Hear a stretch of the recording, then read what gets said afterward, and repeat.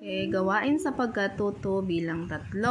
Sa gabay ng iyong mga magulang, lumikha ng tunog ng sumusunod na bagay gamit ang iyong tinig.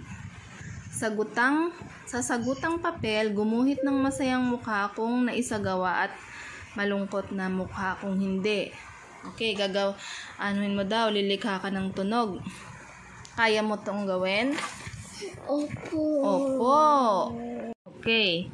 Ugong ng umaandar na truck. Okay, busina ng tren. Pagpukpok ng martilyo. Pagkalimbang ng kampana.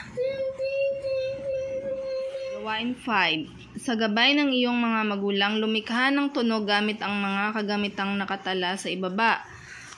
Okay, sa sagutang papel, iguhit ang masayang mukha kung naisagawa at malungkot naman kung hindi. Mga kagamitan: kutsara at tinidor, pares ng tsinelas, kumot at unan, walis at pandakot, papel at kwaderno. Okay, kuha muna tayo. Number 1, kutsara at tinidor. Okay. Number 2, pares ng tsinelas. Okay. Number 3, kumot at unan. Okay. Number 4, walis at pandakot. Okay.